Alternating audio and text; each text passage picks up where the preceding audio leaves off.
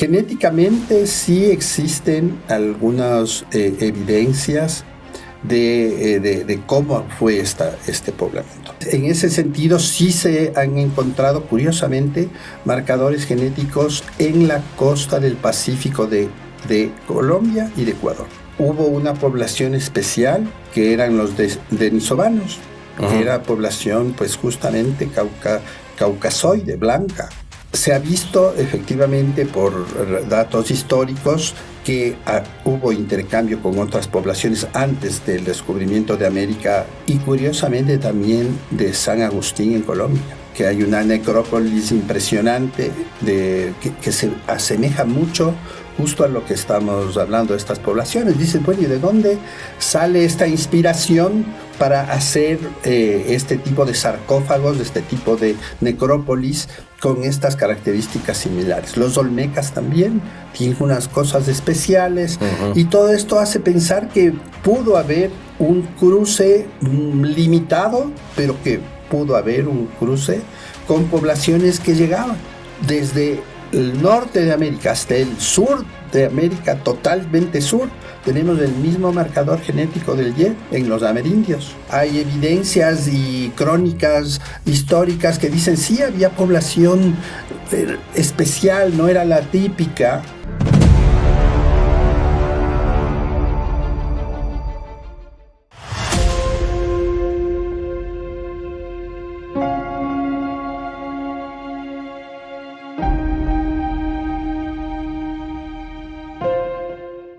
Hola exploradores de la historia, bienvenidos a 1000 historias sin corbata. Hoy con un tema que muchos de ustedes han solicitado, debido a que en nuestro canal tenemos varios videos que abordan un tema que ha generado mucha controversia desde muchos años atrás y que hoy tenemos la posibilidad, gracias a la solicitud de ustedes y gracias a que ya conocíamos a este gran especialista, el doctor César Paz y Miño, a quien doy la bienvenida.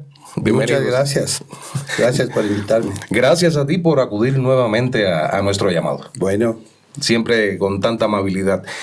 El doctor César Paz y Miño es, para no mencionar todos los títulos que le avalan, genetista. Vamos a abordarlo desde ahí. Para que le conozcan mejor, pueden dirigirse a cualquier buscador en internet y teclear cesarpazymino.com. cesarpazymino.com es su blog personal. Es una maravilla ese blog. Allí pueden encontrar información valiosísima que les va a apoyar en lo que aquí vamos a conversar hoy.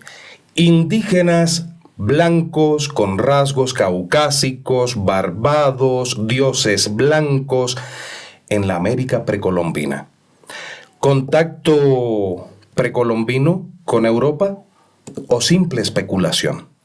Para eso tenemos la ciencia en el cuerpo de César Paz y Miño, que tan gustoso me dijo que sí. Hablemos de este tema. César.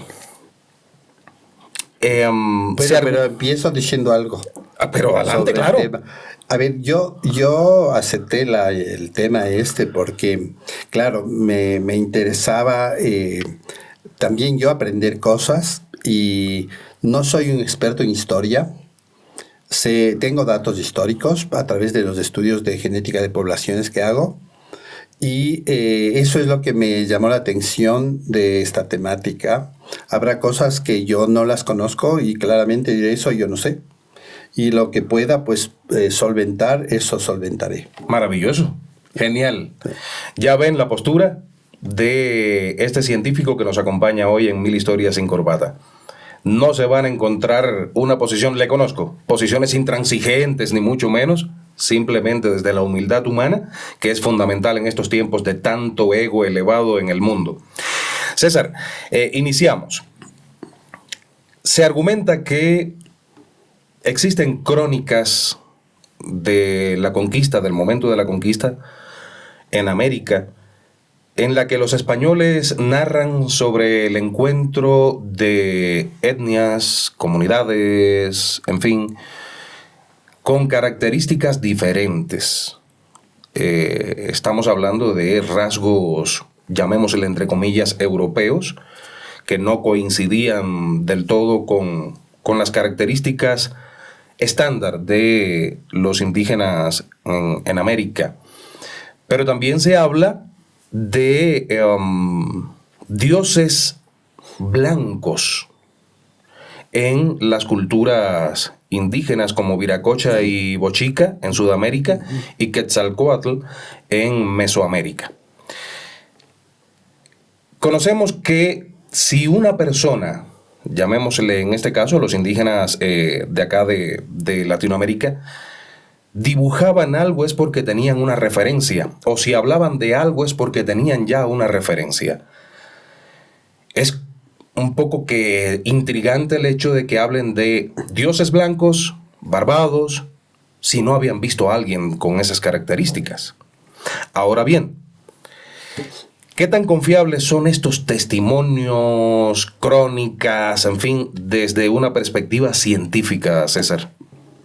Bueno, digamos que los testimonios que se hayan dejado de diferente manera son un referente siempre en el tema histórico y el tema poblacional, y sí hay que ponerles atención. ¿Por qué existen estas contradicciones en el tema de origen poblacional, sobre todo? Ahí yo creo que debemos considerar como preámbulo algunas cuestiones que podríamos decir que son ideológicas, ¿no? La primera cosa es la visión eurocentrista del origen de la población y del mundo, en realidad, desde el punto de vista poblacional, cultural, etcétera, ¿no? Entonces, la visión europea ha primado siempre en relación a su hegemonía, e incluso cuando existen estas crónicas, existe como un sesgo a favor de los europeos. ¿Sí? Nosotros sí tenemos esta influencia en un continente que estuvo aislado 40.000 años, ¿no? Como es toda América. Eso primero. Y luego, pese a que es contradictorio, la visión, digamos, española, no le gustaría que esta visión de toda Europa o del norte de Europa, donde había población blanca, sea real, porque así como que les quitaría su hegemonía en el descubrimiento de América. Entonces, a partir de eso, podemos construir, digamos, antropológicamente cómo fue la población, o cómo pensamos que fue la población de América, el poblamiento de América. Genéticamente sí existen algunas evidencias de cómo fue este poblamiento. Y todos los datos coinciden de que viene la población amerindia, que la vamos a llamar desde ahora, a través del estrecho de Bering, y eso significa que el origen de la población amerindia es de Eurasia, de Asia, de la parte norte, totalmente norte de Asia, ¿no? Entonces, cuando te refieres al norte de Asia, te refieres a la zona de la Siberia. Exacto, Rusia, Siberia, toda esta parte, ¿no? Y hay que acordarse que en Siberia, en la parte central, cerca a todo lo que es el estrecho de Bering, hubo una población especial que eran los denisovanos, que era población pues justamente caucasoide, blanca. No se tiene totalmente datos sobre el ADN encontrado de los denisovanos en América, pero se piensa que sí hay, porque cuando se compara ciertos rasgos de ADN de los denisovanos, digamos, como son parte de la mezcla humana final, que fueron los cromañones, nos mezclamos con los neandertales. Acaban de descubrir otro grupo poblacional también, que parece que coevolucionó, se me fue el nombre en este momento. Hay varios, está el Huluensis, está el Naledi, el Floresiensis. Y entonces intercambiamos material genético, y una herencia de ese material genético vamos a tenerlo. Tenemos un 3% de ADN neandertal, por ejemplo, ¿no? Entonces, sí tenemos algún tipo de características o huellas genéticas en la población amerindia. Esa sería como la primera versión de por dónde se pobló América hace unos 40.000 años. Ahora, César, se especula, y de hecho existen imágenes hoy que rondan por internet, pululan por internet, porque existen descendientes de los chachapoyas en Perú. Y ciertamente hay rasgos, llamémosle europeos, entre comillas, caucásicos, en fin, no sé desde la ciencia cómo se denomina esto.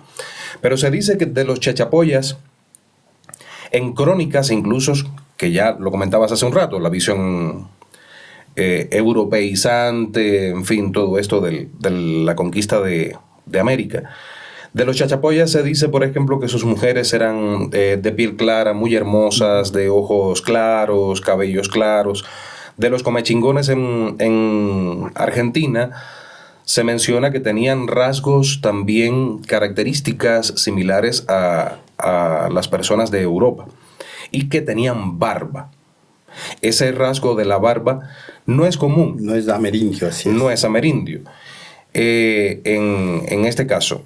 Tenemos también en Argentina alguien que, llamémosle así, popularizó la teoría del origen americano. Florentino Mellino, que dijo que la humanidad había nacido en América. En fin, existen muchas sombras en torno a la historia, pero desde la ciencia, ¿existe evidencia que respalde tal aseveración de que los chachapoyas, los comechingones, eran diferentes a los demás indígenas de América? Ya, pues, explico un poquito más el tema para ubicarnos el tema de cómo hacemos el rastreo de una población. La única manera es comparando ADNs del material genético. Tengo que comparar con alguien, entonces primero tengo que tener datos propios de la población amerindia para saber si es que efectivamente el trazado genético nuestro, el genoma nuestro de amerindio tiene las características tales. Claro. Y luego esto tengo que comparar con poblaciones pues cercanas, dependiendo de incluso las teorías del origen de la población. Puedo comparar con la parte lingüística, la parte antropológica, la parte de los físicos, etcétera, pero tengo que tener un fundamento que me permita decir, bueno, pues si tú tienes este material genético y yo lo puedo comparar con otro, puedo asumir que sí, efectivamente, hubo un contenido genético diferente. Entonces, la primera teoría, decíamos, Bering. La otra, que es por Oceanía, también en ese sentido sí se han encontrado, curiosamente, marcadores genéticos en la costa del Pacífico de Colombia y de Ecuador. ¿De la Polinesia? Exactamente. Entonces, parecería que hubo intercambio. Y luego se ha visto efectivamente por datos históricos que hubo intercambio con otras poblaciones antes del descubrimiento de América hecho por España, ¿no es cierto? Pero no se tiene estudios de ADN. Entonces se convierte todo lo que estamos diciendo en, bueno, sí, mira, tenemos estas cosas raras y no tenemos una evidencia de que haya pasado genéticamente hablando. Los chachapoyas, estuve hace poco en Chachapoyas. Sí, vi las fotografías. Y claro, es una población especial, la estructura de la misma ciudad y sus momias que se parecen mucho a todo lo que es de la isla de Pascua, de Papúa Nueva Guinea y curiosamente también de San Agustín en Colombia. Que hay una necrópolis impresionante que se asemeja mucho justo a lo que estamos hablando de estas poblaciones. Dices, bueno, ¿y de dónde sale esta inspiración para hacer este tipo de sarcófagos, este tipo de necrópolis con estas características similares? Los olmecas también tienen unas cosas especiales y todo esto hace pensar que pudo haber un cruce limitado, pero que pudo haber un cruce con poblaciones que llegaban Llegaban porque o se perdían o planificaban un viaje, etcétera, y de alguna manera dejaban un rastro genético que no está bien estudiado, que no tenemos un número suficiente de individuos para decir, mira, sí hay evidencia de este rastro. Hay un estudio que aparece por ahí de que 145 individuos han estudiado, pero que al final, ¿cuál es el tema? No es concluyente. Entonces, claro, cuando hablamos de las posibilidades de intercambio, queda abiertas las posibilidades de intercambio. Pero no tenemos como un peso poderoso para decir el intercambio se hizo de esta manera. Las huellas genéticas que tenemos son de esta manera. Como, por ejemplo, yo rastreo población de origen masculino. Porque esa tendría, digamos, como rastreo gente de navegantes, etcétera, que llegaron a través de un marcador genético que está en el cromosoma Y. Y cuando tú analizas la población de amerindia, desde el norte de América hasta el sur de América, totalmente sur, tenemos el mismo marcador genético del Y en los amerindios. Y entonces dices, ve, qué curioso, o sea, es una población homogénea genéticamente hablando. Si hablamos de mitocondrias que se heredan solo por vía materna, entonces dices también, tengo 3 grupos de genoma de mitocondria que son típicos de los amerindios. Y claro, cuando empiezas a analizar un poquito más atrás, con ya datos paleogenéticos, dices, ve, no aclaro ningún otro punto aparte de los 3 grupos de ADN mitocondrial, del grupo de Q, del cromosoma Y, de los masculinos, y me quedo ahí. Digo, es que no tengo con qué más comparar.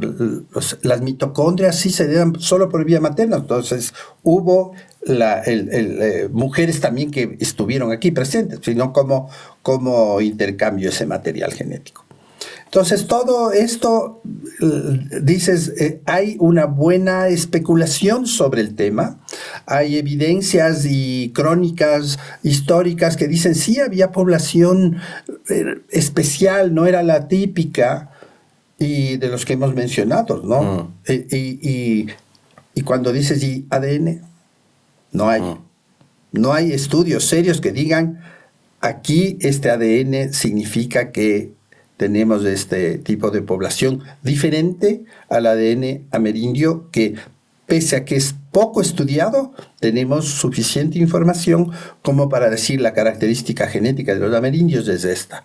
Y por eso podemos comparar con la población ecuatoriana, con la población colombiana, etcétera, diciendo, mira, así es nuestro grupo genéticamente hablando, ustedes son así, sus variantes son más frecuentes y nuestras variantes son de otra frecuencia, y yo puedo construir un mapa genético de la población amerindia. Hay buenos estudios en Norteamérica, en México, en Costa Rica, en Colombia, en Venezuela, en Perú, en Ecuador tenemos algunos estudios de población y podemos decir esta es la estructura genética. Pero cuando tú dices, y población diferente, dices, mira, sí hemos encontrado, por ejemplo, nosotros rastros de población árabe. Dices, ya, pero la población árabe es más nueva.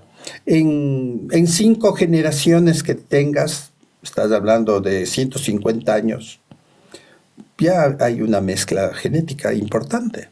Una generación. Vamos a tener 30 años, ¿no? 30 años, 40 años. Entonces dice, si tengo 5 generaciones en 200 años, hay una mezcla. Y por eso el rastro genético también tiene que ser mucho más desmenuzado para saber efectivamente si también nuestras mezclas poblacionales son recientes o no. Entonces tú tienes que rastrear eso. Cuando vienen los españoles dejan una huella genética diferente, por supuesto, pero se mezclan con nuestra población. Entonces, si tú eres realmente duro en el análisis genético, la población amerindia llega hasta un 90-92% de genes propios, amerindios. Pero tienes un 10% que no, que es un poco hispano, europeo. por estas mezclas. Y poco de población afro, casi nada de población afro, los amerindios. Pero nosotros los mestizos tenemos iguales proporciones complejas, ¿no es cierto? 40% amerindio, 30% europeo, 10% afro y de otras etnias, ¿no? Entonces, esos son los datos que necesitarías para dar confianza a una especulación histórica. Es decir, había gente blanca. Probablemente sí, pero no tenemos una evidencia genética que sería la explicación total de que, mira, sí, si aquí hay un grupo poblacional, los chachapoyas, ya no existe la población, ni siquiera los descendientes de los chachapoyas. Se ha buscado en Perú, no existen descendientes de los chachapoyas. Entonces no tenemos con quién comparar. Si es que fuera así. En San Agustín, en Colombia, no existe datos genéticos, aparte de la necrópolis y las imágenes de piedra. ¿Y las momias de los chachapoyas no arrojan ADN? No se ha hecho estudios de ADN. No se han hecho esos estudios. Y no se ha hecho por varias razones. O sea, estudiar ADN antiguo es complejo. Si está manipulado, tienes el riesgo de que ya está manipulado y va a haber huellas genéticas tuyas. O sea, manipulación contemporánea. Humanos, sí, contemporánea. ¿O contaminación? El rato que tú le sacas contaminación, tú sacas y estás tocando tu saliva, etcétera, puede contaminar. Y eso tergiversaría. Por eso es que las normas internacionales para hacer estudios de ADN antiguo son súper duras. No todo el mundo puede hacer estudios de ADN antiguo porque tiene que pasar un proceso de validación para justamente evitar todo lo que es el tema de falsos positivos. Si aquí encuentro ADN, dices, ¿y cómo sacaste la muestra del hueso, del diente, etcétera, donde vas a sacar el ADN? El ADN, mientras más años tenga, más degradado va a estar. Entonces es más complejo hacer el mapa genético adecuado. Hay veces que no logras hacer todos los marcadores genéticos que quisieras, sino solo algunos. Y eso te limita en la comparación y en el análisis. Entonces, cuando buscas trabajos serios, o sea, que han pasado por rigurosos procesos de validación, etcétera, dices, no hay algo que me diga, aquí puedo aferrarme para explicar que existe población caucasoide blanca con las características que estamos diciendo, que son diferentes a los amerindios, altos, barbudos, color de pelo diferente, rubio. Dices, ya, bueno, pero ¿cómo demuestro? Hay estos restos que me hacen pensar que algo cómo sí llegó esta población, pero no tengo datos genéticos. Hasta donde yo he podido, estudiar y buscar, no hay datos genéticos, y la conclusión general es hay datos insuficientes como para validar estas hipótesis. Pero están ahí. Claro, están ahí latentes. Y los historiadores van un poco más lejos. Porque dicen los nombres, por ejemplo, porque una forma de evaluar poblaciones es a través del lenguaje y de los idiomas. Y entonces resulta que hay nombres que dices, ¿y de dónde aparecen estos nombres? ¿No? Por ejemplo, Chiloé, tierra de chinos. Y entonces dices, ¿y cómo así se llama Chiloé? Entonces dices, claro, hay una influencia de alguna manera que está perdido un poco en la historia, pero si analizas los orígenes de las poblaciones, probablemente encuentras ahí, y eso no hemos hecho esa labor nosotros los latinoamericanos, de buscar las raíces de nuestras poblaciones.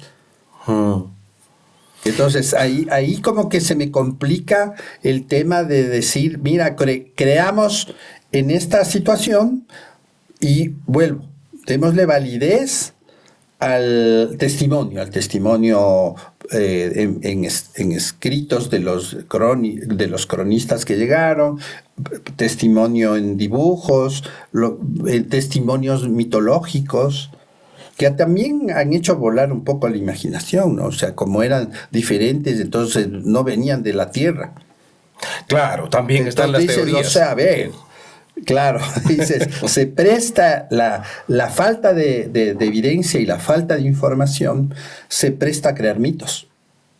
Ahora, ¿no crees que quizás desde la ciencia ha habido cierta despreocupación en torno a esto para acabar con los mitos y dar respuestas a toda esta serie de interrogantes que existen y especulaciones en América? Probablemente sí, y tal vez justo por lo que yo iniciaba, sino que hay un sesgo ideológico. Entonces es preferible mantener una visión histórica que se ha ido posesionando en los años, diciendo que la responsabilidad del desarrollo histórico de América es a través de un solo país que conquistó América. Y no validar otro tipo de información que podría un poco diluir eso y decir, bueno, sí hubo intercambio con los vikingos, que eran buenos navegantes y estaban cerquita a América. De hecho, se está diciendo ya en estos momentos, National Geographic sacó un artículo recientemente en el que dijo que en este año 2025 muy probablemente se tuviesen ya las certezas de que los vikingos avanzaron mucho más a través de la costa atlántica por América. Sí. Así es. Esto es interesantísimo. Y de hecho, las crónicas históricas hablan de, por ejemplo, los gigantes de Manabí. Decía, bueno, ¿y de dónde aparecieron los gigantes de Manabí? Y esta población también especial, y dejaron huella genética, pero dices, ve, atractivo, pero datos de ADN, claro. No hay datos de ADN. Y eso te complica el rato de decir, mira, esta es la base. Sí, históricamente puedes decir, puedes delucubrar, pero la base de la demostración tiene que estar en alguna cosa material. Bueno, estudiemos el ADN. Y estudiando el ADN comparemos. ¿Pero con qué le vas a comparar? Bueno, ahí sí podemos, porque tenemos poblaciones, si dices, vienen de los vikingos, muy bien, pues comparemos con Finlandia, con Noruega, con toda esa parte que sí tienen estudios poblacionales, y veamos cómo está aquí ese material genético. Pero en el caso de los gigantes, por ejemplo, porque el tema de los gigantes se repite a nivel mundial. Sí, exactamente, que no tienen una explicación. Claro. No, dices, era un gigantismo genéticamente determinado. Nadie ha hecho estudio de ADN de los gigantes. Entonces, claro, dices, teniendo las herramientas no hemos hecho, porque podríamos investigar y ver, bueno, ¿y este ADN? ¿Tenía alguna alteración de la hormona de crecimiento? ¿Tenía acromegalia, que es este gigantismo? ¿Tenía que sí se ha reportado? Individuos de 3 metros, hay uno de los más altos del mundo, ¿no? Y entonces dices, sí, es un gigante. Pero él tenía un trastorno genético. Claro. Estudiado. No es que hubiese una raza de gigantes. Claro, no. O sea, al menos no se la conoce. Claro. Y entonces ese para mí es el tema esencial, ¿no? O sea, dices, ya muy bien, partamos de que las crónicas son válidas, ¿sí? Totalmente. Es como cuando haces una historia clínica. El testimonio del paciente es importantísimo. A través de eso tú vas preguntando y preguntando como médico, vas descubriendo otras cosas. Pero entonces, el testimonio es importante, claro, ahí está. Pero ¿cómo explico ese testimonio? Entonces esa es la parte que somos débiles explicando. César, desde el punto de vista científico, se puede identificar, digamos, comienza a hacerse, ojalá se haga, si alguien está viendo este video y tiene autoridad para tomar decisiones o para financiar proyectos de este tipo, sería estupendo que se hiciera. Hacer un estudio a profundidad. Si alguien está viendo este video y tiene la posibilidad de financiar, de patrocinar una investigación profunda de este tipo, del tema del que estamos hablando, por favor comuníquense con nosotros, porque sería fabuloso derribar, si es que son mitos, o patentar el hecho de que fue real, porque se descubrió científicamente de que fue así, ¿no? Entonces, digamos, por ejemplo, que comienza a hacerse un estudio de este tipo. Eres genetista. Eres científico. Ahora supongamos, encuentras a una persona que, o un amerindio, o descendiente de amerindios, o de las poblaciones llamadas nativas, que si vamos a ver no son nativas, porque vinieron desde Eurasia. ¿Hay posibilidades reales, científicas, de determinar en esa persona actual si un gen que aparece en él o algún rastro genético, no sé, como mencionabas hace un momentito, una huella genética, es tan antigua como para decir, sí, hubo contacto? ¿Se puede hacer eso? Sí, sí, totalmente. Claro, o sea, tú, no, aparte de estudiar el ADN, estudias variantes que puedes tú, a través justamente del estudio del ADN, medir por tiempo las variantes que se han ido presentando. O sea, tú ves una característica genética, dices, esta característica genética, ¿cada cuánto cambió? Y tú puedes hacer un rastreo temporal, se llama el reloj genético, ¿no? Justamente. Puedes hacer un reloj evolutivo de las características genéticas. Entonces tú puedes asignar épocas muy específicas, es decir, este marcador apareció aquí y ha evolucionado así. Las mitocondrias que hablábamos, ¿no?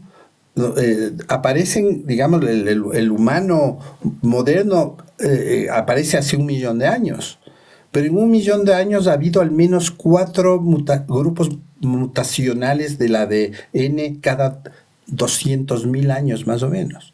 Entonces uno puede rastrear, decir, mira, hace 800.000 fue esta mutación, hace 600.000 fue esta, hace 400.000 esta, y esta es la que tenemos ahora. Entonces puedes hacer un reloj molecular y decir, sí, efectivamente esto está así. Entonces, claro, cada vez las herramientas que tenemos de análisis de ADN son cada vez más precisas, justo porque entendemos mejor el genoma, entendemos cómo ha ido variando, y tú puedes asignar. Tanto asignas tiempos como características, decir, mira, esta población ya tenemos por eso es importante tener una base de información genética para poder comparar. Entonces dices, encontré esta variante ¿en dónde está?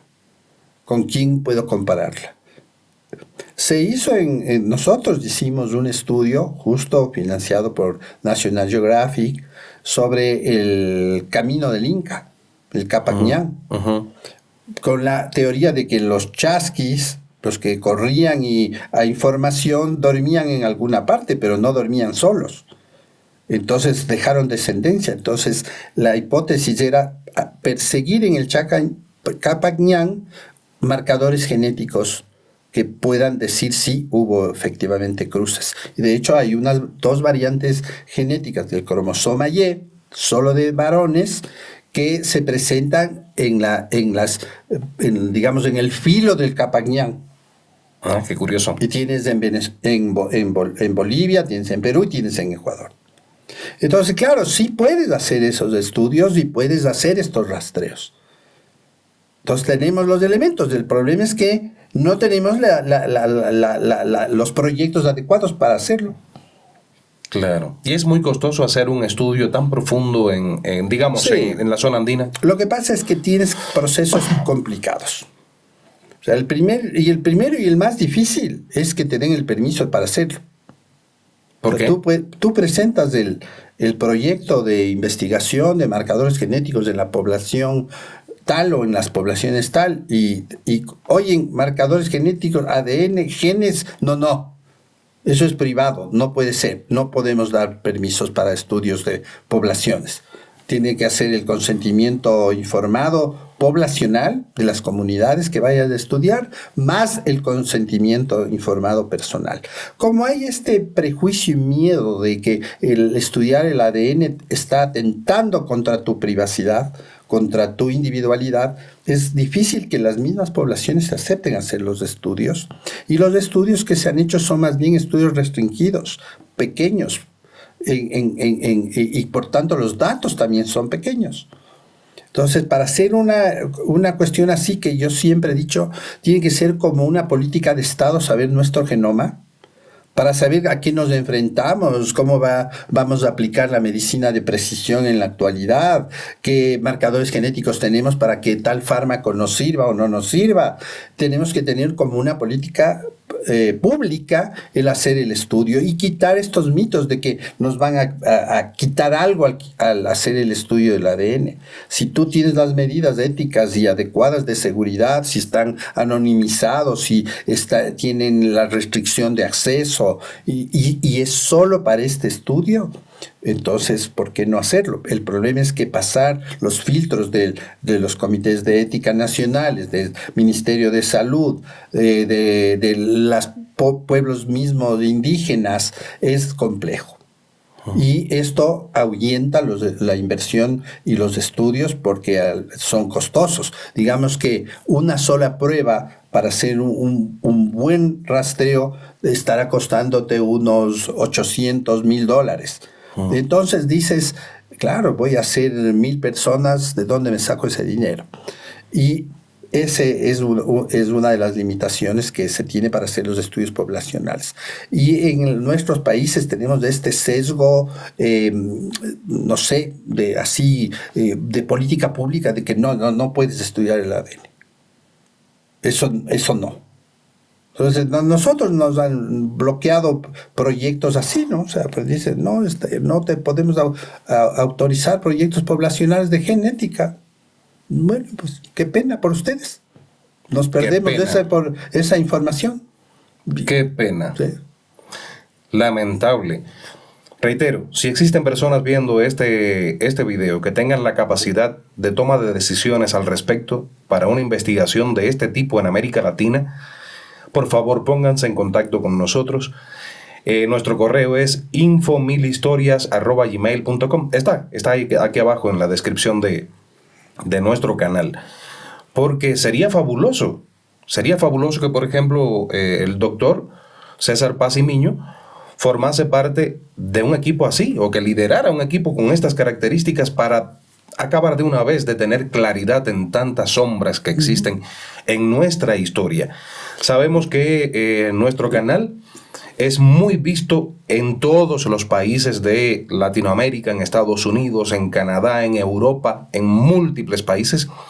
A todos ustedes les agradecemos muchísimo, pero lo reitero, si uno de ustedes tiene esa posibilidad, si uno de ustedes conoce a alguien, es familiar o amigo de alguien que tiene esa posibilidad, coméntenle sobre este, llamémosle así, tentativo proyecto para acabar de una vez de arrojar luz a tantos enigmas que existen en torno a y desmitificar, ¿no? Por ejemplo, en el Ecuador hay poblaciones especiales, ¿no? En Cotopaxi hay poblaciones de altura blancas.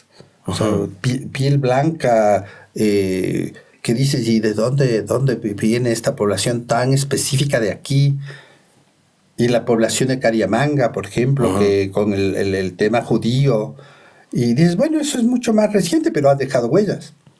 Entonces, a veces también los estudios de ADN desmitifican estas cuestiones, ¿no? Y por eso es que tenemos información ilimitada también, porque no hay estudios así a gran escala de rasgos genéticos de las poblaciones del Ecuador.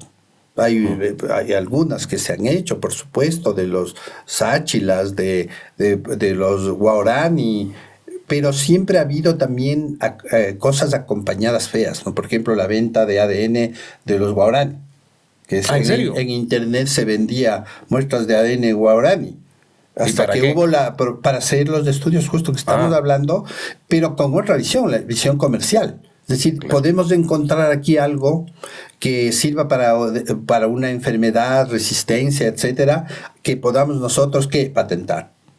Es claro, era antiético, ilegal, pero fueron sustraídas esas muestras violando todos los procesos y procedimientos. ¿Con consentimientos de los guaraní? No se sabe. No se sabe. No, parece que no.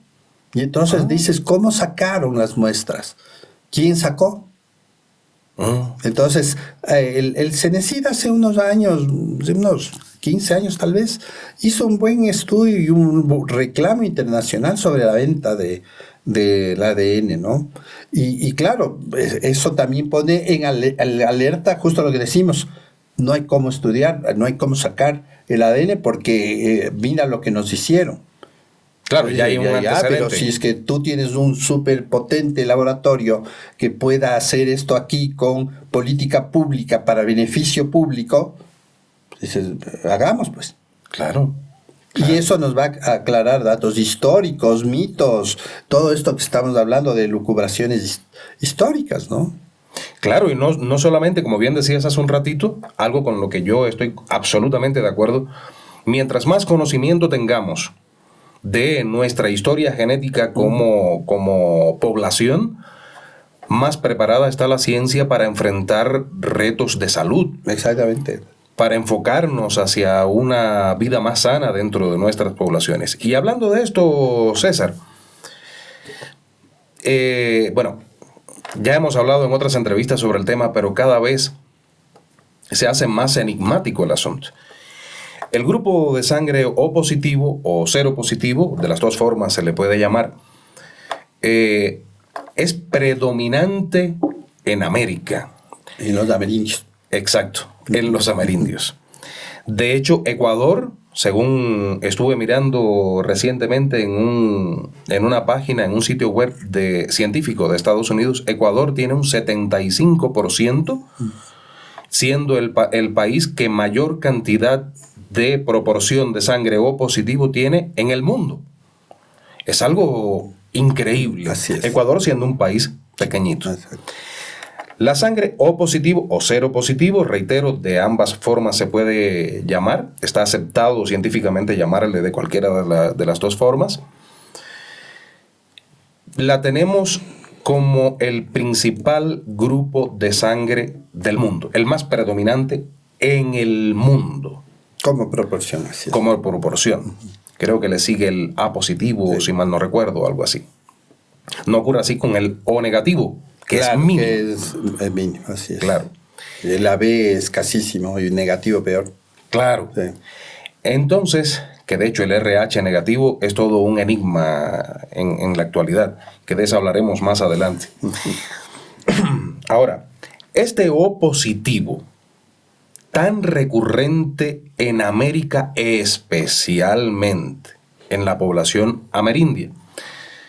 El término amerindio, reitero, tampoco es degradante hacia las poblaciones precolombinas o descendientes de los precolombinas, como no lo es el término indígena. Indígena no tiene nada que ver con India. Es población nativa. Los indígenas quiere decir población nativa, que eres nativo de un sitio. Así es. Y el término amerindio es también un término que se ha utilizado como para estandarizar. Y claro, y diferenciar de otras poblaciones también. No existe porque ningún indígenas tipo. Seríamos todos. Exacto. Claro, africanos son indígenas. Exacto. Son propios de. Exacto. Los amerindios es una buena forma de decir, es una etnia diferente porque tiene características diferentes, genéticas, físicas. Y son los de aquí, del continente americano. Claro. Con respecto a la prevalencia del tipo de sangre O positivo en América, esto desde el punto de vista genético ha significado el descubrimiento de alguna predisposición, algún tipo de enfermedades o alguna protección contra otras enfermedades que no las tienen en otras partes del mundo. ¿Qué beneficios puede tener el poseer la sangre O positiva en gran proporción en nuestro continente?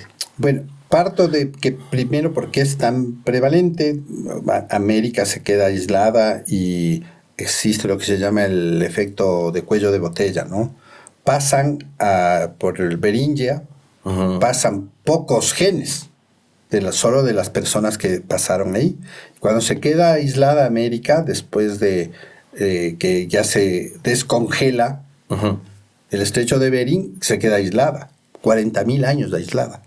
Y entonces empiezan a cruzarse los individuos solo entre ellos.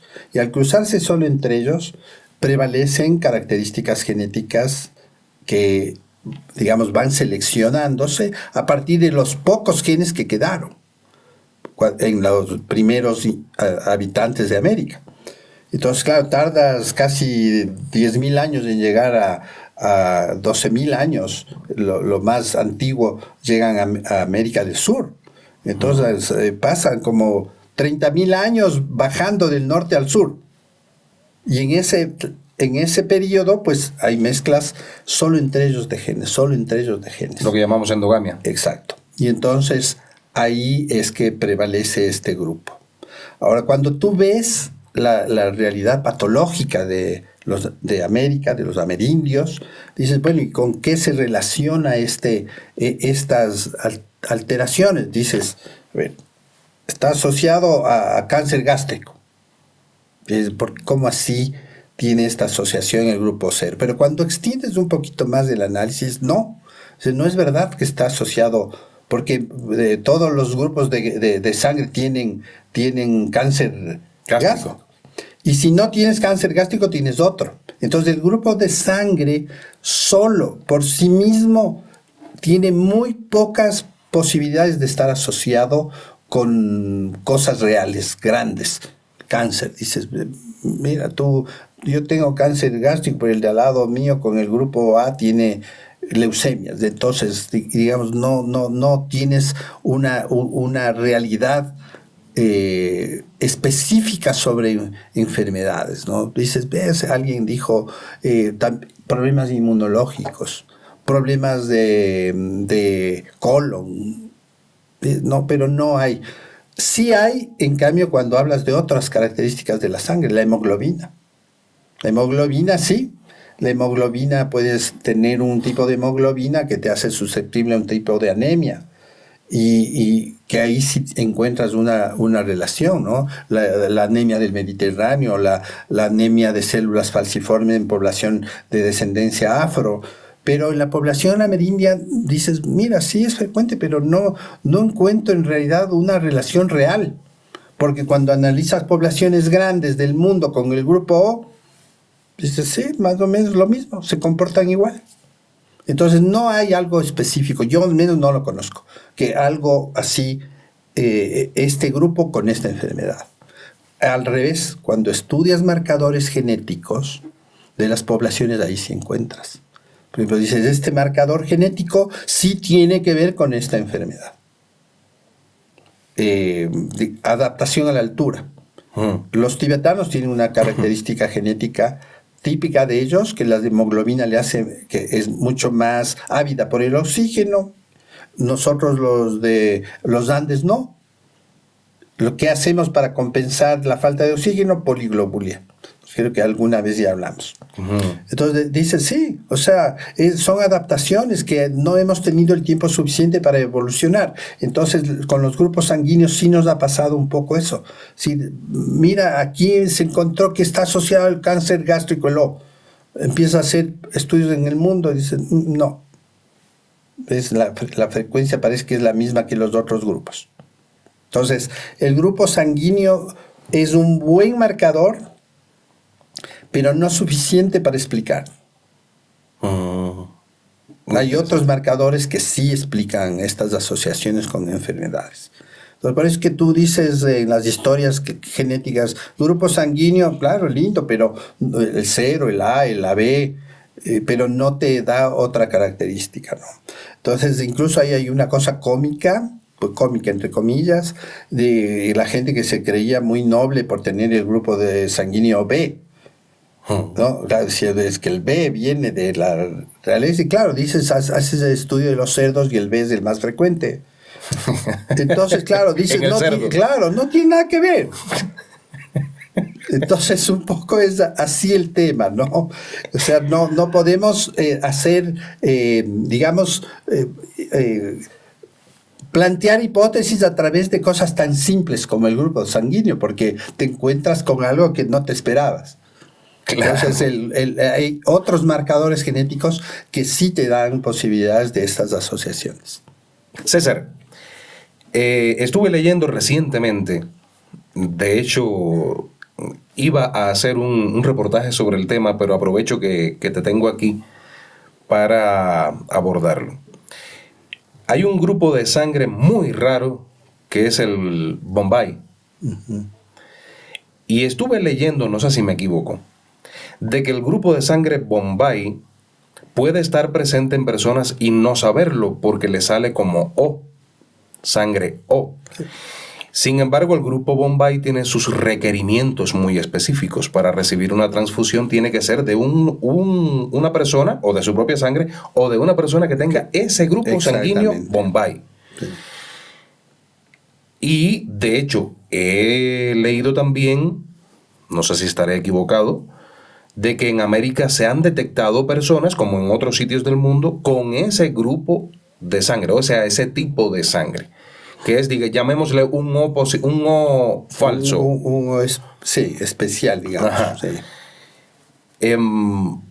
¿Cómo las personas pueden estar seguras de que tienen o no tienen ese?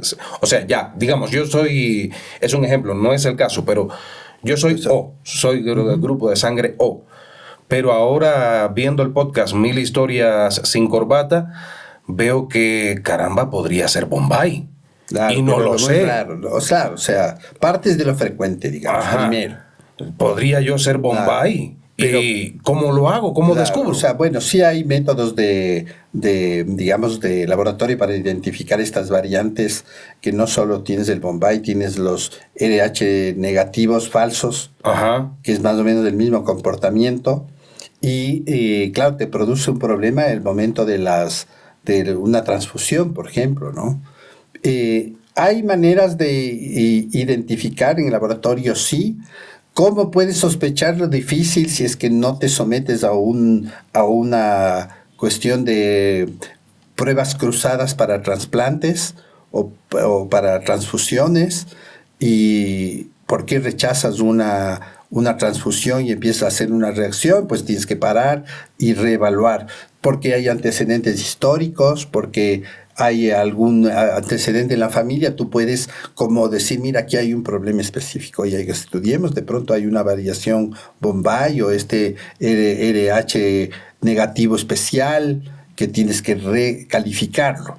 De hecho, también en América tenemos el grupo sanguíneo Diego, que es muy raro. Que es rarísimo, claro. Sí. Entonces, todas estas variantes, porque hay como 36 variantes de genéticas de los grupos sanguíneos. La más importante es el grupo AB0 y el Rhesus, no el RH. Claro. Que son los que te hacen normalmente para una transfusión y esperas que todo esté bien.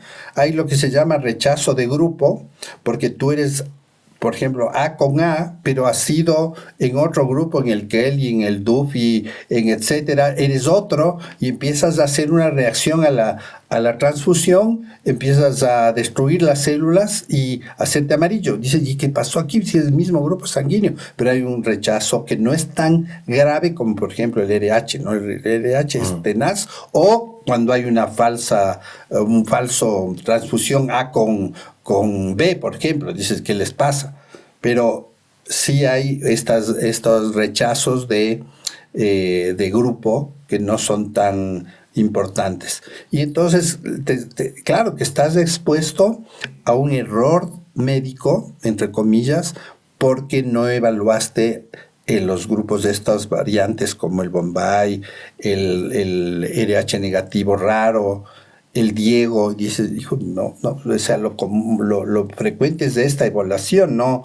Cuando tengo la reacción, ahí digo, mira, aquí ha habido este problema.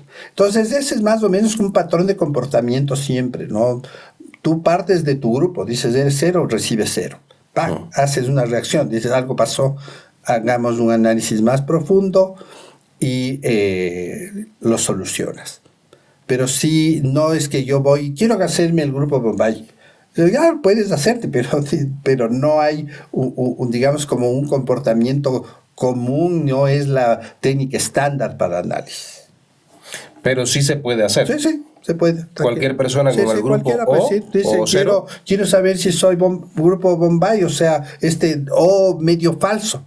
Y dice, sí, claro, lo hacemos. En un laboratorio. En un laboratorio que haga pruebas sanguíneas bien, ¿no? O sea, específicas, sí. Ya lo saben, amigos, aquellos que tengan la duda de si tienen la sangre Bombay. Yo no me acuerdo cuál es la frecuencia del Bombay, habría que revisar. Y porque es tan bajo que claro, no se te ocurre, a mí me va a tocar, me gané la lotería del Bombay. Más o menos es así. Claro, claro. Se llama Bombay porque fue descubierto en India, en la zona Exactamente. de Bombay. Ahora, podemos revisar, oye, la frecuencia, porque es importante saber la frecuencia para ver qué pasa. O sea, ¿por qué no haces en todos los estudios de sangre, no haces del Bombay? quizás porque la frecuencia es muy baja. Es muy bajísima, claro. Entonces no haces. La recurrencia o la prevalencia la del prevalencia grupo sanguíneo Bombay. Del grupo sanguíneo Bombay, claro. Aquel que en muchos casos es como un O falso, entre comillas, estamos diciéndole. ¿Y cómo es el asunto? Porque en Bombay se descubre justo por la prevalencia de 1 en 10.000. En Bombay, en India. Y en cambio en Europa y en América del Norte es 1 en 1.000.000. 1 en 1.000.000. Claro, entonces dices, esa es la razón porque, digamos, no todas las sangres no están sometidas al análisis del grupo Bombay, porque no tenemos el antecedente. En India sí, entonces hacen en todas las sangres. Nosotros no las hacemos porque es la prevalencia tan baja que dices, no, pues o sea, 1 en 1.000.000, 1 en 1,5 millones. Claro. Claro. No llegamos ni siquiera a ese número de donantes en el Ecuador. Entonces, claro, no dices, ¿para qué hago? ¿No? Excepto que se presente un problema. Ahí sí. Se puede presentar, de hecho. Ahora, como decías hace un instante, toda persona del grupo O que quiera salir de dudas puede acercarse a un laboratorio. Sí. Y probablemente le digan, ¿y para qué? No necesita. Es 1 en 1,000,000. Claro, pero sí. Pero puede tocar. Sí, exactamente. Puede tocar. Ahora, hemos estado abordando este tema de todo lo que se especula en torno a las etnias supuestamente, entre comillas, blancas, con características caucasoides, cabello claro, los dioses amerindios precolombinos como Viracocha, Bochica y Quetzalcóatl caen dentro de toda esta especulación que existe. ¿Qué otras disciplinas, sean científicas o no, podrían tener, vamos a decir, contribuyen o podrían contribuir a esclarecer todos estos, llamémosle mitos todavía, porque no tenemos pruebas de ello? ¿Qué otras disciplinas podrían aglutinarse para esclarecer este tema en América? Bueno, las típicas que han servido para esclarecer el tema poblacional, partimos de las más fáciles, que eran comparaciones físicas, comparaciones antropológicas, paleoantropológicas, lingüistas. O sea, las lenguas son un buen rastro. Hay un estudio fabuloso de un italiano, Luca Cavalli Sforza, que estudió primero y así surge su trabajo tan impactante de etnias en el mundo, ¿no? Estudiando primero las lenguas y después dice, no, tengo que estudiar marcadores genéticos, sanguíneos, bioquímicos, diferentes enzimas que tenemos que son variantes. Y así se puede hacer una buena comparación, ¿no? Arqueólogos también, ¿no? Arqueólogos, por supuesto, los restos arqueológicos, comparación de todo lo que se diseña, ¿no? Cerámicas, construcciones. Las estatuas estas que son tan curiosas de San Agustín, por ejemplo, en mismo Chachapoyas, ¿no? En Cuela, ¿no? Donde están. Entonces, claro, dices, sí, qué interesante. Y ahí puedes tú armar. Y, por supuesto, el tema genético. O sea, el tema genético va a ser clave para solventar cualquier teoría que querramos seguir manteniendo. El tema de población blanca es curioso cómo las poblaciones, cuando ven algo diferente, y pasaba lo mismo en Australia, los estudios de Malinowski y esos de hace décadas, que estudió en Australia, decían, por ejemplo, que las cosas raras siempre se las representa de una manera diferente en las poblaciones. Por ejemplo, nosotros estamos hablando de población de personas blancas, rubias, que eran como el dios, ¿no? Ujú. Pero también las otras, las feas, estaban destinadas a otras cosas, ¿no? Por ejemplo, algunas personas que nacían con malformaciones, está informado que eran los chamanes. Tú vas a ser el chamán. Entonces siempre hemos hecho estas clasificaciones sobre cosas que nos llaman la atención. Y tal vez el mensaje genético de todas estas clasificaciones y de por qué tengo el 0, el A, por qué tengo este marcador, por qué no el otro, por qué la mitocondria, etcétera, son clasificaciones que las hacemos para entender la diversidad humana, pero la igualdad humana. O sea, nuestro ADN es el mismo, las características que están en el ADN nos proporcionan las mismas cualidades, inteligentes, guapos, feos, desarrollo, no tiene que ver con los genes, sino con cualidades que están en el material genético que no nos hacen mejores ni peores. Si soy amerindio, si soy afro, si soy caucásico, si soy de Asia, no significa que eres mejor o peor. Tu ADN es el mismo ADN que comparto con todo el mundo. Tengo prevalencia de una huella genética, pero es el mismo ADN. Y esa huella genética no me da mejores características, solo es una huella.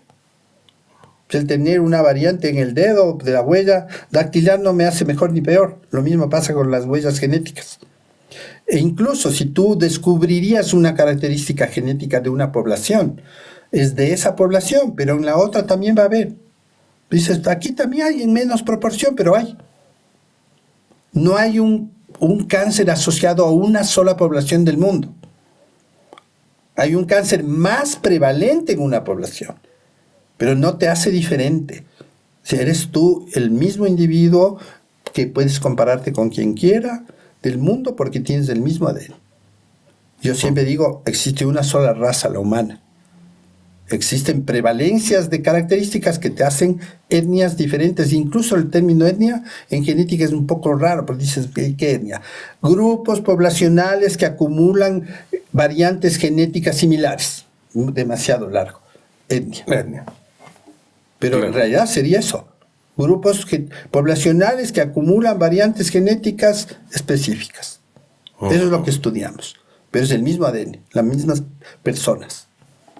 Claro. César, ¿el ADN se puede manipular? Sí. De hecho, se puede llamar, yo ahora no recuerdo la palabra, le voy a decir así, se puede parchar, se puede... CRISPR se llama la técnica. Ajá. Sí, que Imagínate. es edición genética. ¿Cómo iba yo a acordarme de esa palabra? Imagínate. Se puede manipular el ADN. Se puede... De hecho, hay un científico chino que manipuló el ADN de una chica. De embriones. Sí. Y de hecho le costó la libertad. Así es. Y el título. Y el título. Existen hipótesis, ya no teorías. Teorías, repito, una teoría no es lo mismo que una hipótesis. Existen hipótesis de que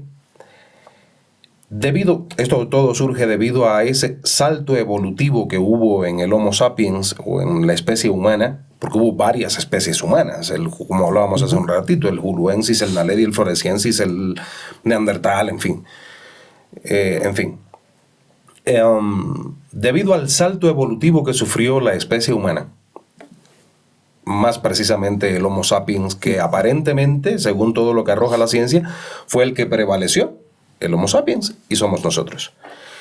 Hubo un salto raro en la evolución del ser humano. Fuimos los únicos que alcanzamos el lenguaje, el razonamiento, en fin, una serie de cuestiones. Y hay teorías mucho más especulativas, mucho más de lo que estamos abordando en este caso, sobre una posible manipulación genética en la antigüedad, en la prehistoria, tal vez en un momento no detectado por los estudios arqueológicos, en fin, por razas alienígenas. Ahí entran los Anunnaki, los Nefilim, en fin, toda una serie de personajes recogidos especialmente en el libro de Enoc, que es un libro apócrifo, no aparece de hecho en la Biblia porque fue rechazado por aquellas personas que dijeron, estos son los libros que van en la Biblia y esta es la palabra de Dios, aquella no es palabra de Dios, aquella se va. Entonces, ellos fueron los que dijeron, esta es la palabra de Dios. Por eso el libro de Enoc no está ahí. Como el mito del libro de la risa de Aristóteles. Ajá. Sí. Cuéntanos. No. Bueno, existe la posibilidad, estoy hablando con un científico sobre este tema, no estoy hablando con un apasionado del tema. Dejo ese dato, es fundamental, clave para la respuesta que nos pueda dar César en este momento. Existe la posibilidad desde la genética de encontrar, teniendo nosotros los seres humanos un ADN allá adentro que es llamado ADN basura, que no sabemos ni para qué funciona, ni para qué sirve, ni qué hace en nosotros, por eso se le llama ADN basura. Existe la posibilidad de que esa manipulación genética en ese pasado tan distante haya ocurrido, teniendo la posibilidad de hacer manipulación genética en la actualidad. En el pasado no. ¿No? No. O sea, tendrías que haber entendido tan bien el ADN y tener la metodología suficiente para poder manipular. Como no creo en lo extraterrestre, o sea, nosotros deberíamos tener explicaciones naturales y terrestres a lo que estamos investigando, no extraterrestres ni extranaturales, sobrenaturales. Entonces tenemos explicaciones de la Tierra. Y aquí la historia no nos da para haber podido manipular. Y que exista manipulación externa. Dicen, ¿por qué trato de encontrar una explicación de la evolución humana a través de manipulación cuando la evolución y la teoría sintética de la evolución, que une todo lo que hemos hablado, lengua, arqueología, paleogenética, genética, me está explicando la evolución? Tienes toda la evidencia evolutiva. Dices, ¿para qué busco en otra parte si aquí puedo tener? Entonces, para llegar al nivel de desarrollo científico que tenemos y poder usar la técnica de edición genética, hemos tenido que entenderle al ADN totalmente, y eso estamos haciendo recién en el siglo XXI. Entonces hemos pasado casi 1 millón de años de evolución humana, 250.000 del humano moderno, y un pedacito así del siglo XXI, ¿no? Entonces dices, ese es lo que hemos tenido que esperar para poder hacer este tipo de manipulación. Quitar una frase genética y volverla a construir bien. Esa es la técnica del CRISPR. Que al principio parecía que era lo máximo, que eso iba a resolver todo. Y entonces empiezas a ver los problemas de hacer CRISPR, los problemas de hacer edición genética, y dices, no ha sido tanto como pensábamos, pero es una de las mejores herramientas que tenemos en este momento para poder hacer manipulación del ADN. Y se está, ¿dónde usando? Pues en todo lo que es producción biotecnológica, todo lo que es salud, para curar enfermedades que no podíamos, la distrofia muscular, la hemofilia, ¿qué más? Algunos tipos de tumores del sistema nervioso, cánceres que se está también probando, cáncer de pulmón, para ver si es que a través de manipulación genética puedes, curar el cáncer y todas las enfermedades de estas que he dicho, ¿no? Entonces, sí, hay posibilidades actuales, pero no me creo yo, no tengo evidencia, no hay evidencia de que sean de otro planeta, de otra galaxia. O sea, dices, no me creo. No, pienso que puede haber vida, por supuesto, porque la probabilidad de vida a partir de, incluso se descubrió recién un meteorito con toda la información, tiene bases nitrogenadas, que son la esencia del ADN. Entonces la posibilidad de vida en otra parte es totalmente válida. Pero no crees que hayan tenido. No sabemos si es que tiene las mismas cualidades de vida que nosotros, pues Claro. la nuestra es de especial, pues podemos construir máquinas, naves espaciales, tal vez exista una vida unicelular, pero es vida. Entonces, no, el privilegio nuestro es de tener un tipo de vida consciente que podemos manejar la naturaleza.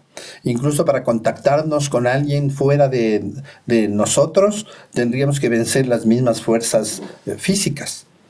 Y al menos nosotros no hemos podido, como humanidad, vencer las fuerzas físicas que no nos permiten viajar a más velocidad de la luz, alcanzar distancias de 30 años a la velocidad de la luz. Entonces tendrías que vencer todo esto, ¿no?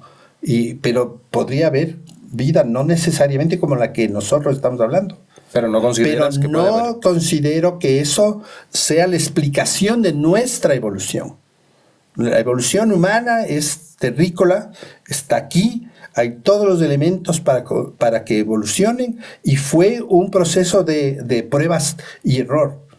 El azar juega un montón en esto, pero es un azar guiado por las propias propiedades de la materia. O sea, la materia tiene la plasticidad de unirse y hacer aminoácidos y bases nitrogenadas y moléculas de doble hélice. Y la doble hélice nos hace ser lo que somos, el ADN. El ADN es la molécula que permite ser lo que somos como especie humana. Evolución.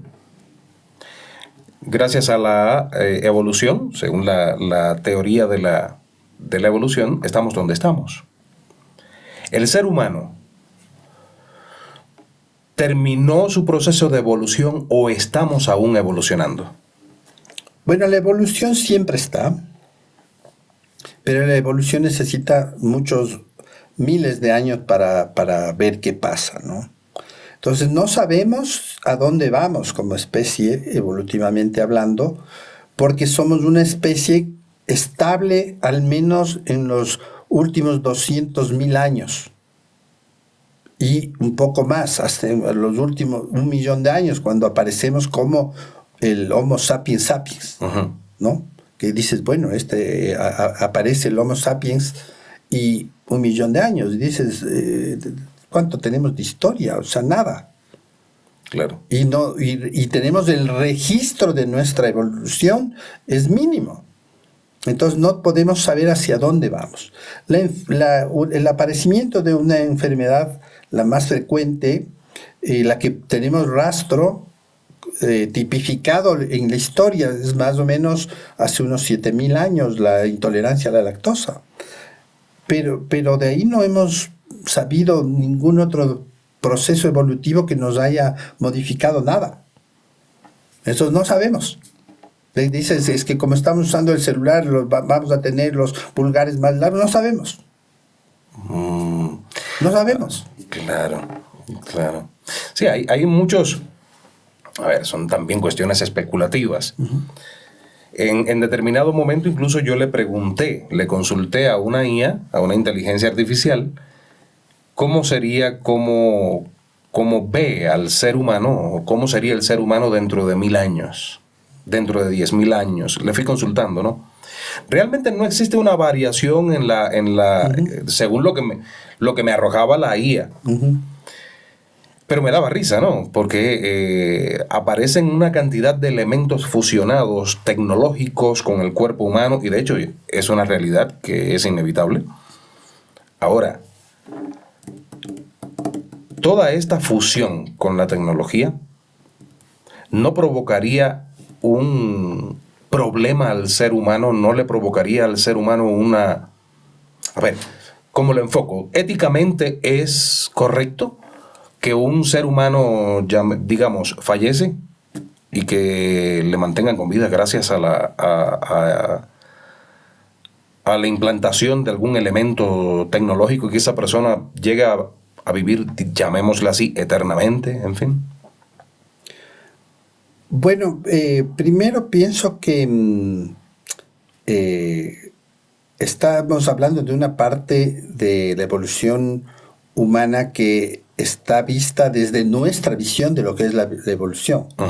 O sea, si unimos el tema tecnológico, unimos los datos que tenemos, estamos pensando que va a ser así porque esos son los datos que hemos alimentado a quien analiza, pero no sabemos cómo va a ser la evolución. Entonces, primera cosa. Nosotros, de alguna manera, los humanos hemos hecho una evolución artificial también. O sea, al cruzarnos solo entre nosotros, preferir ciertas características para nuestros cruces, que se los hace intencionados, entonces estamos haciendo algún tipo de selección artificial, cultural. Y eso no sabemos en qué vamos a terminar.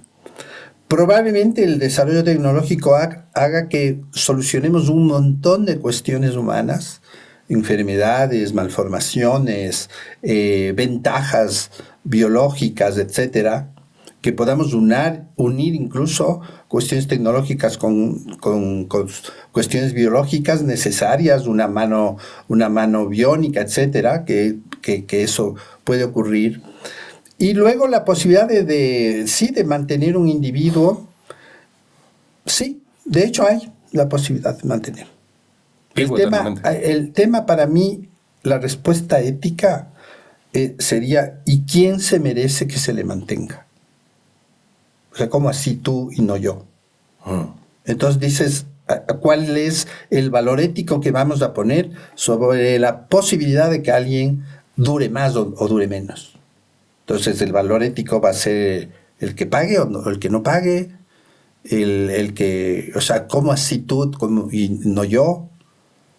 Entonces creo que en ese sentido cumplimos periodos históricos, las personas tenemos nuestros tiempos, y la vida, la muerte sobre todo es una necesidad biológica para mantener y crear y rehacer intercambios genéticos que son propios de la evolución.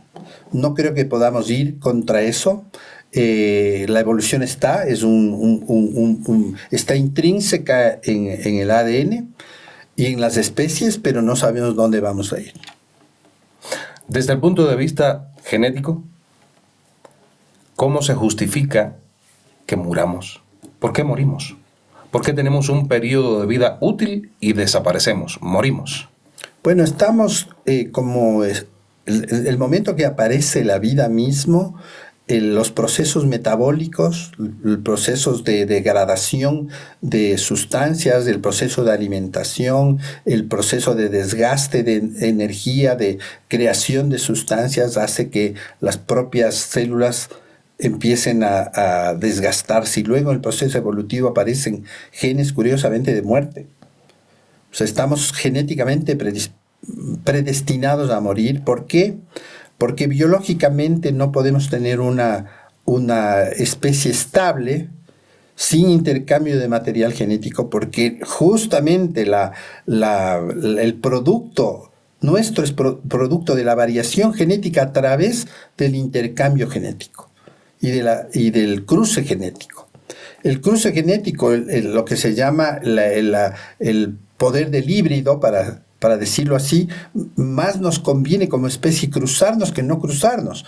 La endogamia nos pone en riesgo. Si solo tendríamos los mismos genes, todos los humanos nos pondría en riesgo de desaparecer, por un lado. Y la muerte lo que hace es coadyuvar a esta variación genética.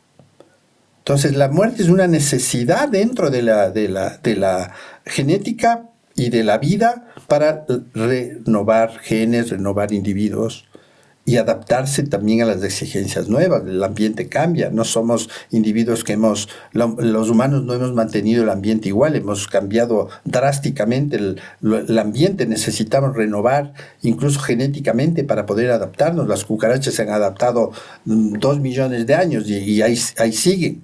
Y entonces nosotros necesitamos tener una renovación de material genético. Por eso es que la función de la muerte en la biología es la renovación.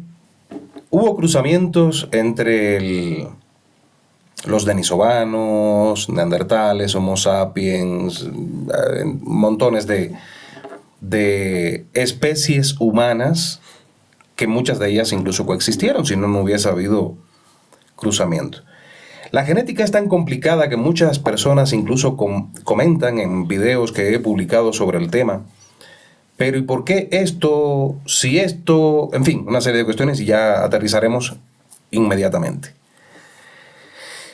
El chimpancé comparte el 98-99% del 98. genoma, el 98% del genoma humano, o sea, comparte con nosotros Es características. Similar. No igual. No igual. Ahí va la pregunta, porque un suscriptor me comentó en un video sobre estas características cuando estábamos hablando de las especies humanas que coexistieron en la prehistoria. Decía, y hablábamos también de la evolución, en fin. Y decir, ¿por qué si compartimos el tanto por ciento con los chimpancés no podemos cruzarnos? ¿Podemos cruzarnos con los chimpancés? No. No es posible. ¿Por qué? Si tenemos un 98% de coincidencia. Ya, tenemos el 98% de genes coincidentes. Pero cuando analizan el genoma de uno y el otro, hay un montón de variaciones en la disposición, en la posición, en las relaciones genéticas. Por ejemplo, solo para dar un dato. Hay 6.000 porciones del genoma humano diferentes en el arreglo de los genes de los chimpancés. Nosotros tenemos 46 cromosomas, los chimpancés tienen 48. Es el mismo ADN, parecidísimo, porque tú y yo compartimos el 98%. Entonces, igualito con el chimpancé. Capaz que somos más parientes que el chimpancé, con el chimpancé, pero el tema es que esos 48 versus 46 no solo es eso, es cómo está reestructurado. Entonces, no es solo el tener el mismo ADN, súper parecido, 98%, sino cómo está dispuesto, cómo están las interacciones genéticas, cómo unos genes han tenido prevalencia mejor o peor en los chimpancés o en los humanos, cómo nos han hecho a nosotros por selección natural adquirir destrezas que los chimpancés nunca adquirieron y se quedaron como especie diferente, con el ADN mismo ADN, diferente disposición. Entonces eso es súper común, digamos, en todas las especies, porque el ADN es maleable. El ADN evolutivo es un ADN que prueba error y dice, esto me funciona, lo mantengo, esto no me funciona, lo elimino. Y en el proceso evolutivo pues hubo una especie, la de los homínidos, porque también están dentro de estos los monos, que dio cambios tan acelerados e interesantes que llega a tener a destacarse por todas las cualidades que tienen los humanos actuales: inteligencia, conciencia del yo, manipulación de la naturaleza, creación de instrumentos y cada vez más sofisticados, abstracción matemática, cálculos, etcétera, explicaciones, conocimiento del universo, todo lo que las otras especies no pueden. La autoconciencia, sobre todo, ¿no? El hecho de saber lo que soy, que es cualitativamente diferente a la conciencia animal. No es que no exista, pero es cualitativamente diferente. O sea, nosotros, al menos nadie ha demostrado que una ballena, un pulpo, un perro tenga el mismo nivel de autoconciencia con las cualidades humanas. Pues cualidades perrunas de ballena, pero no humana.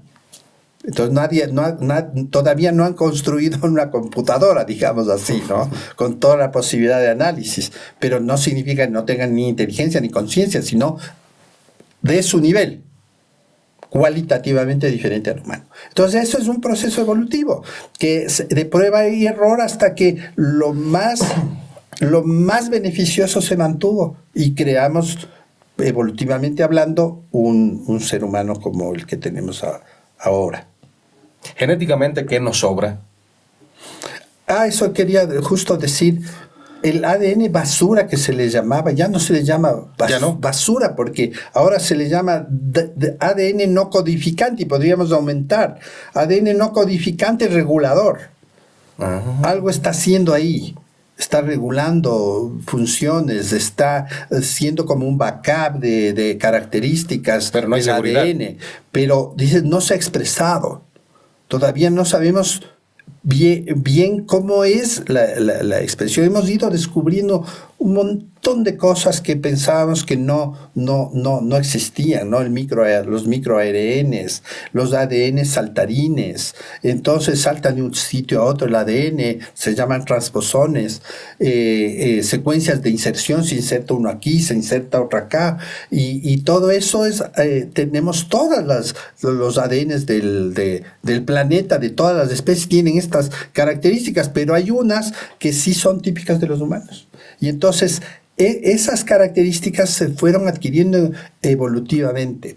Entonces el ADN, esta maleabilidad que tiene y que nos hace tan especiales, es por esta prueba y error. Y por eso tenemos el resultado de lo que tenemos ahora evolutivamente, una especie que tiene las características humanas que tenemos ahora. ¿Nos sobra entonces algo? No creo que nos sobre nada. Yo creo que más bien el ADN está hecho de una manera en que reacciona a las exigencias del medio, y a través de eso nos vamos adaptando. O sea, no sé si podríamos decir nos sobra. Yo siempre digo que somos organismos perfectos, ¿no? Pues funcionamos súper bien dentro del concepto biológico, la vida, la muerte, las variaciones que tenemos. Somos organismos perfectos. Cuando hay una mutación dejamos de ser perfectos, aparecen enfermedades, malformaciones, etcétera. Pero el ADN es tan interesante que funciona como un reloj, y por eso el producto nuestro es tan bueno. Al menos yo soy hincha de los humanos. Yo también. Bueno, nos apartamos un poco del tema central de esta entrevista, de este podcast, porque realmente tenía que aprovechar que estabas aquí para invadirte con una serie de preguntas, y eso que me queda más del 90% de las preguntas que quiero hacerte. Pero esas serán en otro momento, cuando tú tengas más tiempo. El tema central era la especulación, los mitos, la inseguridad de que pueda haber ocurrido o no la existencia de etnias, comunidades, grupos, en fin, de habitantes precolombinos con características caucásicas, rubios, de ojos azules, con barba, en fin, una característica características que no coinciden con las características estándar de los indígenas en América. Ahora, ya quedó claro de que no existen evidencias de que sea de esta manera, y la ciencia trabaja a partir de pruebas concretas, evidencias y una serie de cuestiones. No se trata simplemente de decir sí, porque lo digo yo. Simplemente es de otra manera. Ahora, César, supongamos que a los amigos, por favor, recuerden que un like y una suscripción al canal nos ayudaría muchísimo para continuar trabajando y llevándoles contenido como este que les haga reflexionar, cuestionar, que les haga pensar.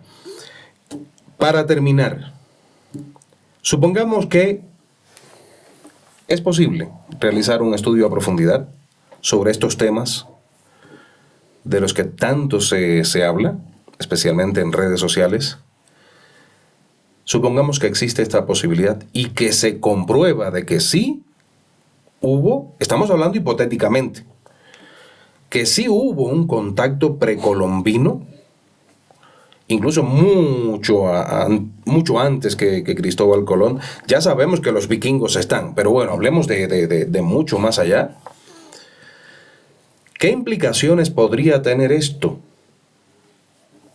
desde el punto de vista histórico, científico, genético en este caso, para justamente la historia de el poblamiento de América? ¿Qué implicaciones podría tener esto?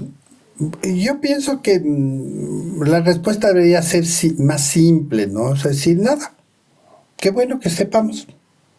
Y no podría haber... Es decir, ¿en qué nos beneficia, digamos, en términos prácticos, biológicos, que tengamos rastros de ADN de poblaciones de donde sea? O sea, ¿cuál es el beneficio histórico de saber eso? Ve que bien. Hemos estado errados en la visión histórica de cómo fue, y estos datos nos han aclarado que esa visión histórica, como todos los procesos, podemos revisarlos. Y si la genética te hace que revises procesos históricos, qué bien, qué bueno, porque hemos estado con una visión sesgada de la historia, y los datos genéticos o antropológicos, los que sean, que nos aclaren, qué bueno, porque nos van a dar una visión real de cómo se expandieron los humanos. Y entonces eso para mí es espectacular. Y no me lleva a nada más, digamos, bueno, qué bueno que tenga genes neandertales o de denisovanos, igual no me ha pasado nada, digamos así. Puedo asociarlo a enfermedades, adaptación, los genes de neandertales con esquizofrenias, y dices, bueno, sí, ve. Pero tengo genes cromañones para cosas o mejores o peores también. Entonces, no creo que eso nos dé una cuestión cualitativa mejor o peor, ¿no? Dices, reevaluemos la historia y los datos genéticos nos conducen a esto, que sería interesante. Sí, mira, los datos genéticos nos ayudaron a esto. Genial. Como han ayudado a un montón de cosas, ¿ah? Claro. O sea, el tema de adaptación, el tema de enfermedades, ha ido desmitificando. Y en eso la ciencia tiene ese papel, ¿no? De desmitificar. O sea, y ahí puedo retomar algo que dije antes. ¿Por qué queremos encontrar explicaciones sobrenaturales a cuestiones naturales? Si está en la biología, si está en el ADN, ahí encontremos las explicaciones, no encontremos fuera de la Tierra, extraterrestres o sobrenaturales, ¿no? Entonces ahí entramos al plano religioso también, que es complejo.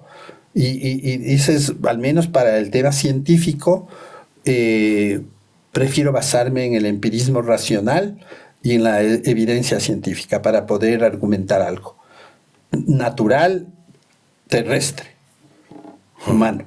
Justo en el entorno de esta pregunta, decías hace un ratito, somos perfectos. Como organismos somos perfectos, genéticamente perfectos, en fin, solo hay imperfecciones cuando existe una mutación, en fin, algo así comentabas hace un ratito.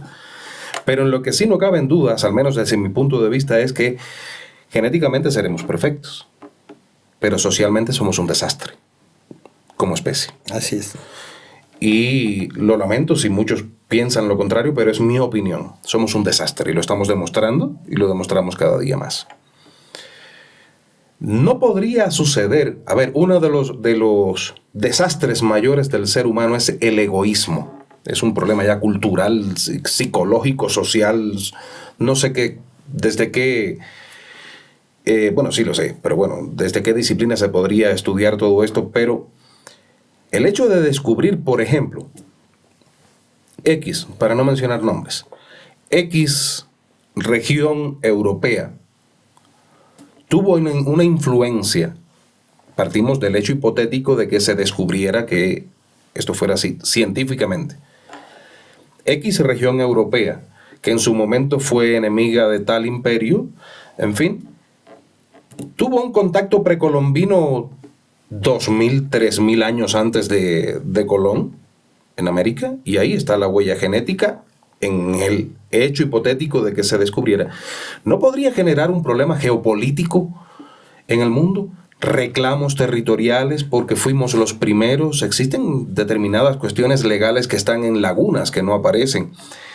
¿Podría ocurrir algo así? Nos estamos saliendo del campo de científico, pero sé que eres una persona que también te gustan mucho todos estos temas. Así es. Y por eso te consulto, porque también es una preocupación mía. ¿No podría ocurrir algo así? Bueno, pienso que siempre me gusta dar la vuelta a las cosas.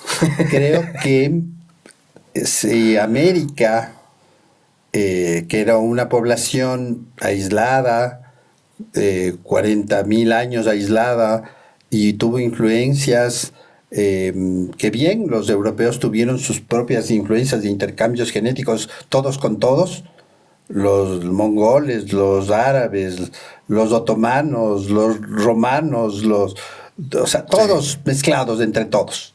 Claro, se mantuvieron un poco más aislados unos otros, pero al final todos resulta que son mezclados, igual que nosotros, ahora.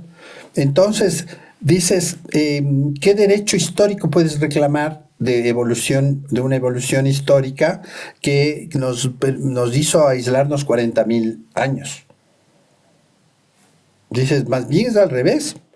Si tú viniste a América y solo viniendo me trajiste el sarampión y la viruela y diezmaste la población, yo podría decir, eso es un genocidio histórico. Y no solo eso, sino que me llevaste todo lo que tenía aquí, pues, y la riqueza. Y pues, de hecho hay el reclamo de la deuda histórica. O sea, la deuda histórica debería hacernos países superpotentes y nos devolverían algo. Pues eso es al revés. O sea, ustedes se llevaron todo, devuélvanos. Que es una posición de México muy fuerte, ¿no? Y que se fue extendiendo ahora todo, incluso a rescatar el Tahuantinsuyo. Pero la deuda histórica nuestra, que en 500 años fue destrozado tanto, es un derecho que podríamos tener los pueblos. Y Europa, con sus propias realidades, con sus propias cuestiones internas, debería pesar, ¿no? Decir, a ver, bueno, ¿qué pasa con esto que ocurrió? Que efectivamente qué influencias tuvieron o no tuvieron nuestras guerras, nuestros desacuerdos, nuestras familias reales, etcétera, nuestras herencias en la historia de las poblaciones, ¿no? Pero de hecho para América también fue un desastre. Aparte de que impusieron una cultura diferente, que no podemos dar un criterio de valor, cuál era mejor o peor, simplemente la pusieron otra de la que teníamos. Nosotros teníamos conocimientos interesantes, la población amerindia, sobre muchas cosas. No teníamos ruedas, no teníamos escritura, etcétera, pero teníamos otros conocimientos, claro, ¿no? Que nos hace 40.000 años diferentes. Pero, claro, esa parte, no tengo una respuesta histórica de decir, a ver, quién tiene más razón o quién tiene menos razón, pero de hecho, cuando tú analizas el progreso europeo, después de la conquista de América, es producto de lo que ocurrió aquí en América también, ¿no? Y de todo lo que fue llevado de América. Se unieron nuestras historias. Claro, y también se unieron las tragedias. Claro. Y entonces esa es una cuestión que, digamos que como el nuevo manejo de España ha sido un poco replantear eso del daño de la conquista, ¿no? Y decir, no fue cierto, no es verdad, no existen restos, no existen los muertos que ustedes dicen, por tanto no existe la deuda histórica. Entonces ese es el punto central. Y dices, no, sí existe. Todos los cronistas, las muertes que hubo, el tema de las enfermedades, cómo diezmaron, están bien informadas. Se olvidan de Guamán Poma de Ayala como historiador propio de la población indígena. Y entonces se fundamentan solo en cronistas que no reconocen el tema del genocidio, por ejemplo, ¿no? Voluntario o involuntario, pero genocidio. Traer una enfermedad nueva en una población que inmunológicamente no estaba preparada, dices que tenaz, tremendo. Entonces yo pienso que en este momento histórico no creo que nadie vaya a reconocer que hay que devolver algo, pese a las presiones que puedan haber. Máximo podrán decir, disculparán, si es que lo dicen. Pero yo pensaría que genéticamente lo que ha ocurrido con las poblaciones nuestras es que tenemos un matizaje de genes, ¿no? Una mezcla de genes que nos hacen próximos también a Europa, próximos a los humanos, todos. Y eso es bueno, porque eso nos puede favorecer para entender que somos y más iguales de los que pensamos. Y claro, como especie, yo a veces cuando converso de las tragedias humanas, digo que somos una especie fracasada biológicamente, evolutivamente hablando, porque hemos destrozado todo. Lo que tocamos, destrozamos. Hemos destrozado la tierra, los hábitats, a los otros humanos, hemos desplazado, hemos exterminado, seguimos exterminando. Y pensamos que eso es valioso porque incluso las teorías más horribles neodarwinianas dicen que eso está en los genes. Entonces es mentira, no está en los genes. El poder, la violencia estructural no está en los genes. No hay una población más violenta, menos violenta, sino históricamente, por necesidades históricas, no por necesidades biológicas. Por el contexto. Exacto. Porque por eso tenemos el cerebro, para ser inteligentes y decir esto conviene, esto no. El tema es que para mí, cuando analizas el tema biológico puro, dices, estoy preparado para ser un organismo perfecto. Incluso porque el tema de desarrollo evolutivo social fue necesario para poder evolucionar. Lo social, la cooperación. Nos hemos olvidado de la cooperación en función de que aparece una cosa que para mí es la desgracia de la humanidad, es el mercado. El rasgo que tú puedes vender o comprar. El trueque habría sido una mejor opción histórica. Eso hizo que se primen comportamientos que biológicamente no estaban determinados. No es que soy avaro por genes, soy rico por genes. O sea, soy... en el contexto histórico desarrollo situaciones de poder o no poder, de opulencia o no, pero no tiene nada que ver con los genes. Para terminar, la última, César, la última pregunta, y esta sí. Si te dieran la posibilidad de realizar una única manipulación genética para arreglar algo del ser humano, ¿cuál harías? Una única oportunidad, no serían varias, sino una única. Pienso que si hubiera, pero no existe eso, ¿no? El gen de la solidaridad. Ese sería el mejor de todos, ¿no? Entonces, que todos tengamos ese gen y que empecemos a pensar en el otro, no en el yo. Si existiera, dices. Si existiera, pero no hay esa opción. Entonces yo creo que más bien los arreglos humanos están en la estructura de las sociedades. Cómo las podemos hacer más justas, más equitativas y mejores. Cuando hablas de esto te califican enseguida, ¿no? Es que este es... Vienen los estigmas de inmediato. Claro, le dices, no, son cosas humanas. El tema de que todos vivamos bien, que tengamos acceso a servicios buenos, a educación, salud, esa es una cuestión de derecho humano. No es privilegio de nadie decir esto es mío para mis réditos políticos o lo que sea. Es un derecho humano, vivir bien, tener todos acceso a las mejores condiciones de vida que podamos. César, muchísimas gracias. Gracias también. Infinitas por haber estado aquí. A ustedes, amigos, recuerden, nos ayudan muchísimo regalándonos un like, suscribiéndose al canal y compartiendo esta entrevista, este podcast en sus redes sociales. César, estoy convencido de que va a haber muchos comentarios tras la publicación de este podcast y que seguramente te haré una nueva invitación para hablar de tantos temas que podemos conversar. Eso. Esperemos que sí haya buenas reacciones. Muchísimas gracias. A ustedes sean buenos, como les digo siempre.